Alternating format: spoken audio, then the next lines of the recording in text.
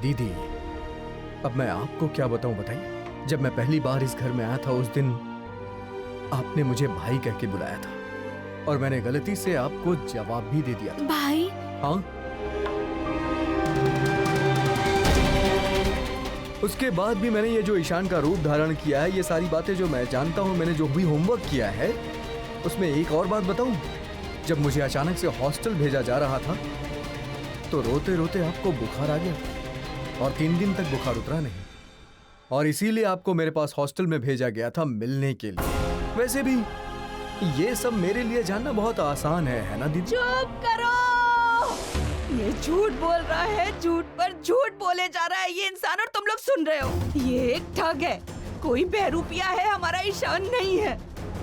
श्रीमती, श्रीमती, कम से कम तुम तो चुप मत रहो, तुम तो बोलो, कुछ तो बोलो तुम। नहीं, मेरा ईशान नहीं हो सकता, किसी भी सूरत में ये मेरा ईशान नहीं हो सकता। मेरा चैन तो मुझे छोड़कर चला गया, मेरा ईशान नहीं हो सकता, ये नहीं। आपको सिर्फ एक बात बताना चाहता हूँ मैं, माँ, जो इस घर में कोई नहीं जानता, और उसके बाद हो सकता है आप मुझे पहचान लेंगी, क्योंकि माँ का नाम आप पे शोभा नहीं देता। और मैं ये सब इसलिए नहीं बोल रहा हूँ माँ, क्योंकि आज आप मुझे पहचान नहीं पा रहे। ये मेरा आपके प्रति आरोप है। ये तो आप सभी लोग जानते हैं ना कि माँ मुझे हॉस्टल छोड़ आई थी, लेकिन आप लोगों को ये बात पता थी कि माँ मुझे वहाँ घुमाने का बहाना करके ले गई थी, और उसके बाद मुझे फादर के सामने खड़ा करके खुद गाड़ी में बैठकर भाग गई। एक बार भी मेरी तरफ देखा भी नहीं इन्होंने। मैं बार बार चिल्ला चिल्ला के कह रहा था कि माँ मुझे अपने साथ ले चलो, मुझे यहाँ मत छोड़ो, लेकिन एक बार भी इन्होंने मेरी तरफ मुड़कर नहीं देखा। ईशान, ईशान, इस तरह जिद मत करो बेटा। ईशान, ईशान, ईशान, मेरी बात सुनो, चुप हो जाओ। एक माँ के रूप में अपने बच्चे के प्रति कोई ऐसा व्यवहार करता है क्या? ईशान, ईशान, मेरा ईशान लौट आया है, मेरा ईशान लौट आया है। भाई, मेरा पोता, बेटा तो जिंदा है। भाई, इतने दिन से आपने क्यों कुछ नहीं बोला? क्यों चुप रहे? क्यों चुप रहे भाई? ईशान, ईशान।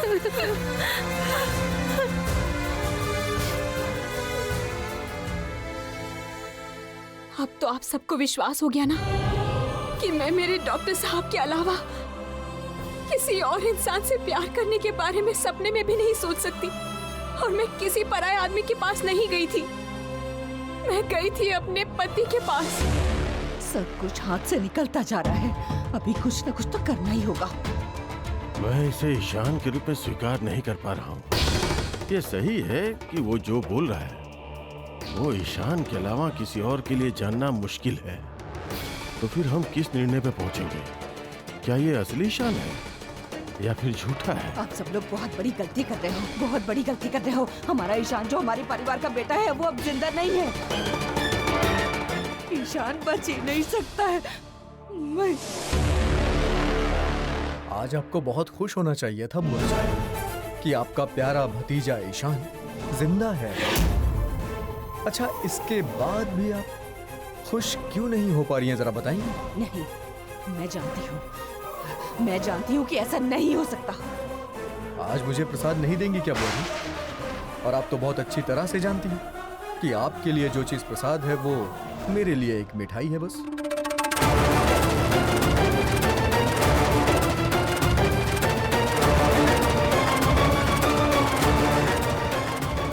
भाई प्लीज हम लोगों को गलत मत समझो, हम पर गुस्सा मत करो भाई। भाई आप खबरदार! आप लोगों में से कोई भी मेरे नजदीक नहीं है। आप सभी लोग इस परिवार का गुणगान बहुत जोर शोर से करते थे ना, लेकिन आज मुझे इस बात पे शर्म आ रही है कि जिस परिवार की मैं भलाई की बात करता था, जिसकी नैतिकता की बात करता था, आज उसी परिवार की सोच इतनी नीच हो सकती है। और ये इस बच्चे को लेकर आप लोगों ने क्या क्या नहीं बोला कि ये बच्ची मेरी तरह गोरी नहीं है तो ये मेरी बच्ची नहीं है। तो आज एक बाप होने के नाते मैं कहता हूं, ये 100% मेरी ही बच्ची है। आशा करता हूं अब आप लोगों को सबूतों की जरूरत नहीं पड़ेगी। बेटा ईशान, हमारी बातों को समझने की कोशिश करो। हाँ, आप लोगों ने जो किया है ना दादाजी, उसके लिए आप लोगों को शर्मिंदा होना चाहिए। तो फिर तुमने इस तरह का वेश धारण क्यों किया था? अच्छा हुआ जो धारण किया था, बहुत अच्छा किया था, नहीं तो मैं कभी देख ही नहीं पाता कि इस घर के रग रग में कितना पाप भरा हुआ है। इस परिवार के सभी लोगों में इंसानियत का ज्ञान कितना है। मुझे तो अब अफसोस हो रहा है कि किस सुख के लिए मैं इस घर में वापस लौट आया। आज गौरी और तारा को मैं इस घर में एक पल के लिए भी नहीं रखना चाहता हूँ। इस घर का माहौल पूरी तरह से जहरीला हो चुका है। नहीं नहीं नहीं नहीं ईशान, ऐसे मत कहो। तुम मत जाना। हमसे गलती हो गई, हम मानते हैं कि हमसे गलती हुई है। अब तुम आ गए हो तो सब कुछ ठीक हो जाएगा। दादाजी, जब मैं इस घर में शादी करके आया था तब भी इस घर में बहुत आंधी तूफान आया था और बेचारी गौरी ने सब कुछ अकेले सहा। उसके बाद भी आप लोग गौरी पर यकीन नहीं कर पाते, शक करते हैं, उसके ऊपर उंगली उठाते हैं। बेटा, हमसे गलती हो गई, हम दिल से माफी मांगते हैं मेरे बेटे, हमें माफ कर दो। डॉक्टर साहब, अब आप सभी लोगों को माफ कर दीजिए ना। देखिए, ये सब तो आप ही का परिवार है ना, आपके अपने लोग हैं। खबरदार गौरी, तुम मुझे इन लोगों को माफ करने के लिए नहीं बोलोगी। मैं इनमें से किसी को भी माफ नहीं करूंगा। डॉक्टर साहब,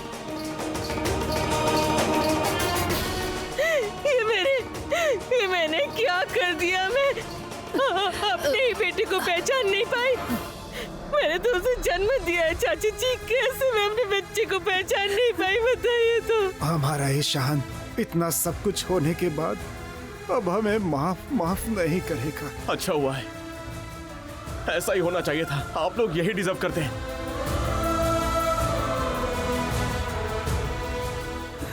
चलो।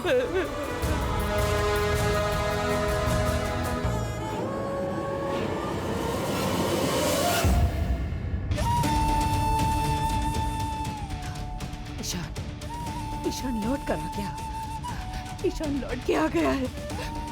अब मैं क्या करूंगी? मैं क्या करूंगी? अब क्या होगा?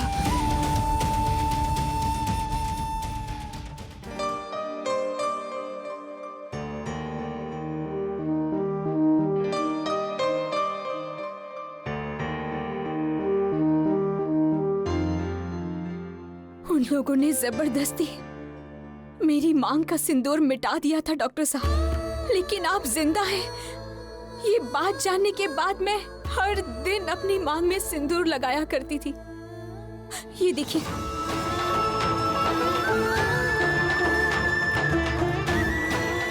पति के जिंदा होने के बाद भी अगर पत्नी सिंदूर नहीं लगाती तो इससे पति का बुरा होता है, और मैं ऐसा कैसे होने दे सकती थी। अच्छा ठीक है, तो बताओ मुझे क्या करना होगा।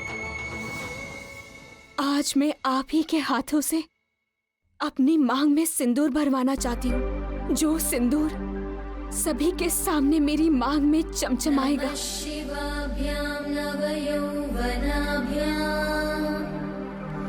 परस्पराश्लिष्टवपुर्धराभ्यां नगेन्द्रकन्या वृषकीर्तनाभ्यां नमो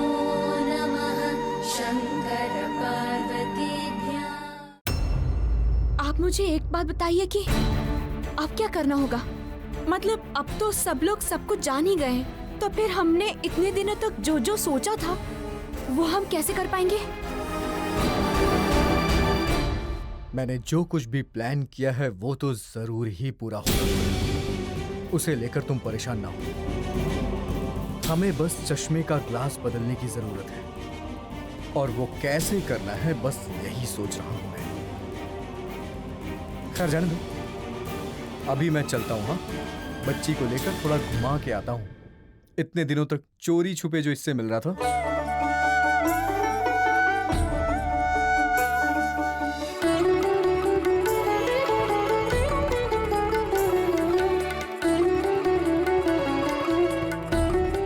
हेलो, आपको एक खुशखबरी देने के लिए फोन किया है माँ।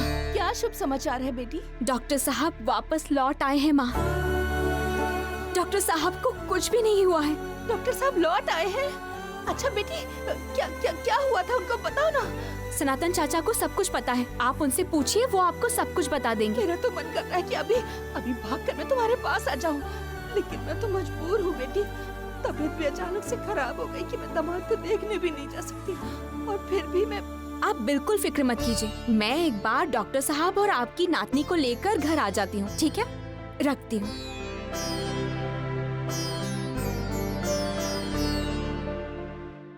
ईशान क्या सब कुछ जान चुका है?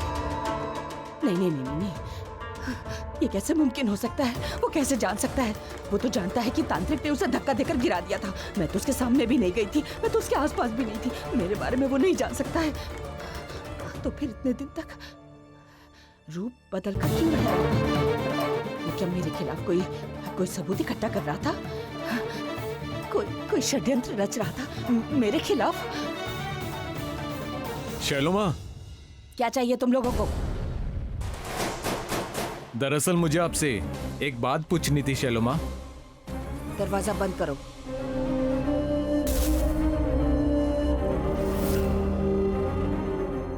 अब पूछो क्या पूछना है। जल्दी आपका जन्मदिन आने वाला है, उसके लिए हमें क्या आयोजन रखना है, हमें बता सकते हैं? मेरे जन्मदिन के उपलक्ष्य में बहुत बड़ा कार्यक्रम होगा। इतना बड़ा कार्यक्रम जिसे पहले कभी किसी ने नहीं देखा होगा।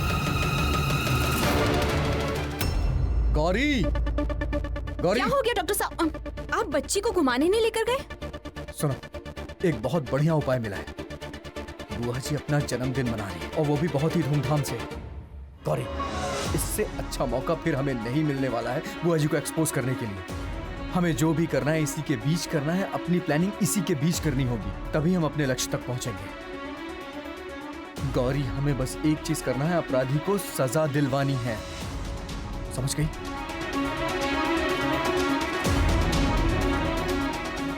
गौरी, गौरी बेटी, ये तो माँ की आवाज है ना? माँ ही है।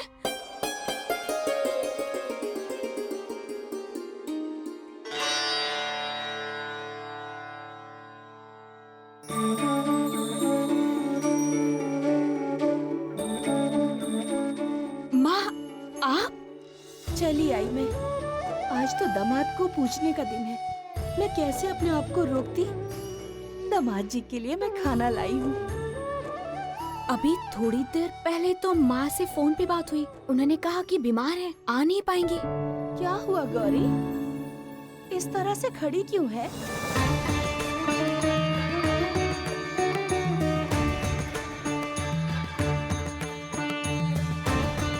डॉक्टर साहब वापस आ चुके हैं माँ। डॉक्टर साहब लौट आए हैं? मेरा मन होता है कि अभी मैं दौड़कर तेरे पास चली आऊं, लेकिन मैं ऐसा नहीं कर सकती बेटी। कि तबीयत भी जमाई षष्ठी के दिन ही खराब होनी थी। माँ ने तो कहा था कि वो आ नहीं पाएंगी, तो फिर यहाँ कैसे आ गई? अरे ये क्या गौरी, माँ को यहाँ क्यों खड़ी कर रखी हो? आइए ना माँ, अंदर चलिए। गौरी, तू इतना क्या सोच रही है? देख, मैं दामाद जी के लिए क्या खाने के लिए लाई हूँ।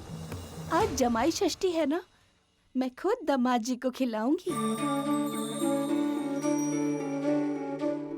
जमाई षष्ठी करके दामाद जी को खिलाकर उसके बाद मुझे बहुत दूर जाना होगा ना गौरी। मुझे ना देखकर तेरे पिताजी बहुत घबरा जाते हैं। मेरे बिना वो ज्यादा देर तक रह नहीं पाते हैं ना। ये कैसी आश्चर्य की बात है? माँ किस तरह अजीब सी बातें कर रही हैं। बाबा को भी कभी ये आप करके नहीं बुलाती है, तुम ही कहती हैं।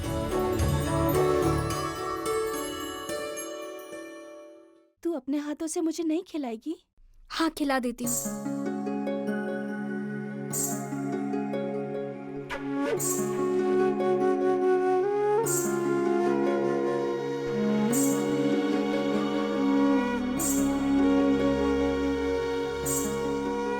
आपका असली रूप मैं समझ चुकी हूँ माँ, और मेरे साथ छल नहीं कर पाओगी आप।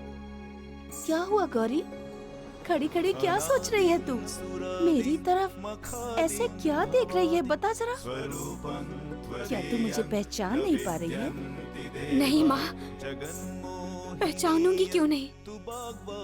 आपको तो मैं बहुत अच्छे से पहचानती हूँ। मैं तो सोच भी नहीं सकती थी माँ कि आप यहाँ पर आएंगी। गौरी, अच्छा हुआ ना कि माँ यहाँ आ गई, मुझे भी बहुत दिन हो गया था मुलाकात किए। ये लीजिए आपकी नतनी तारा।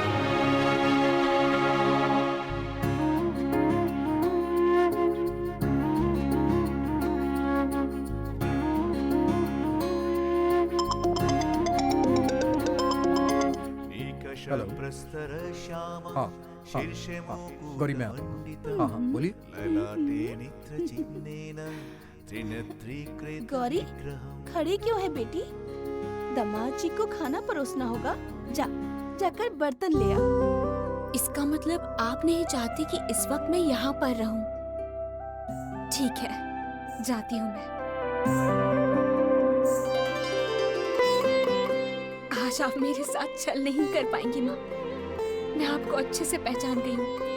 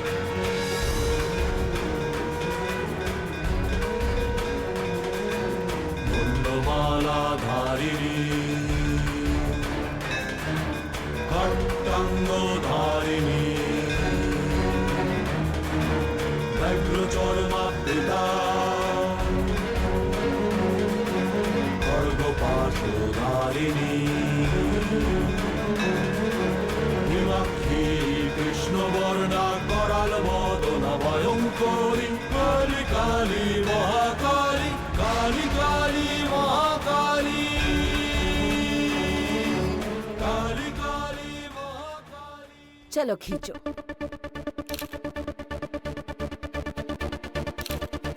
रुको, मैं ड्रेस चेंज करके आती हूँ।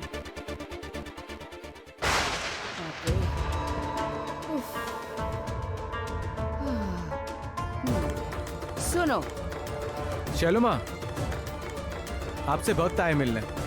यही आपकी महिमा का कीर्तन करेंगे। वाह, बहुत बढ़िया। सुनो, सबके हाथों में स्क्रिप्ट पकड़ा दो। स्क्रिप्ट में जो लिखा है वही बोलना होगा। एक शब्द भी इधर से उधर नहीं होना चाहिए। जाओ। लीजिए। और कैसे पढ़ना है? यहाँ लेकर आओ, सुनाओ, मैं सुनूंगी। आप मेरे साथ आइए। यहाँ। चलो अब पढ़ के सुनाओ। शैलू माँ इंसान नहीं है, देवी है। इंसान के रूप में देवता है। उनका आशीर्वाद पाकर जीवन धन्य हो जाता है। मैं दिवालिया हो चुका था। शैलू माँ का नाम जप करके आशीर्वाद लेकर आज मैं करोड़पति बन चुका हूँ। करोड़पति? स्क्रिप्ट में करोड़पति लिखा हुआ है। सब के सब नालायक हैं। इसे देख के करोड़पति लग रहा है ये। जाओ, इसे करोड़पति की तरह तैयार करके लाओ। जाओ। ना परेशान करके रख दिया है मुझे। पूरा फोटो खिंचाने का मूड ही बर्बाद कर दिया। जाओ जाओ यहाँ से। यहाँ क्यों खड़े हो? चलो मेरे साथ आओ। शर्मा, अभी क्या करना है? चलो खींचो मेरे फोटो। ठीक है, अब एक दूसरा पोज दीजिए ना शर्मा। फिर से होशियारी। कहा ना, जो मैं कहूँगी वही होगा। चुपचाप फोटो खींचो। ठीक है शर्मा। बहुत मनमानी है। चलो फोटो खींचो।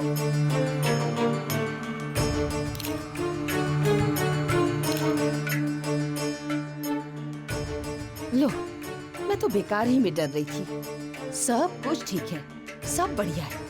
ईशान कुछ भी नहीं जानता है और कुछ कर भी नहीं पाएगा। मैं अपना जन्मदिन धूमधाम से मनाऊंगी, खूब धूमधाम से।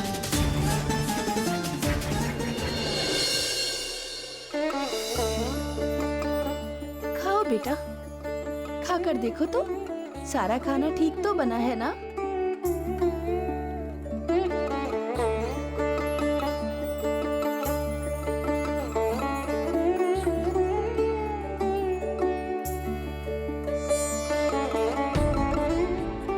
क्या हुआ बेटा?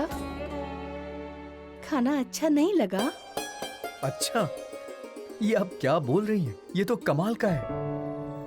ऐसा खाना तो मैंने जिंदगी में कभी नहीं खाया। ये माँ के हाथ का खाना है, अमृत जैसा तो लगेगा ही डॉक्टर साहब।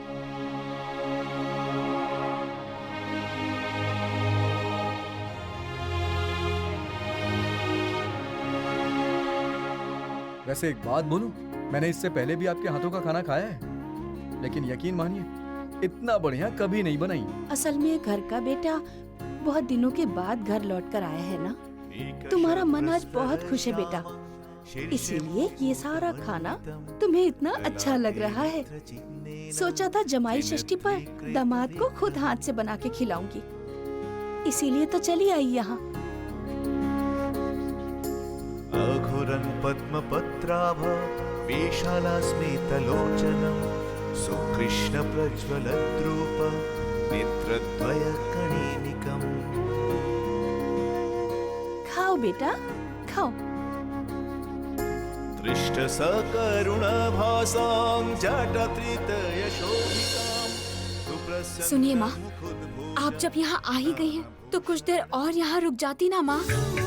गौरी, अब और रुकने वाली क्या बात है? माँ तो हमेशा अपने बच्चों के साथ ही रहती है। ओ डॉक्टर साहब, ये क्या बात हुई? जमाई षष्ठी पर खाना खाया और माँ को आपने प्रणाम भी नहीं किया। ये क्या बात हुई? जरूर प्रणाम करूंगा, वैसे भी ये हमसे बड़ी हैं। यदि मे महती प्रीतिस्तवास्ति कालभैरव कवचं कालिका देव्या कथय स्वानुकम्पया अप्रकाश्यमिदं देवी नरलोके विशेषतः।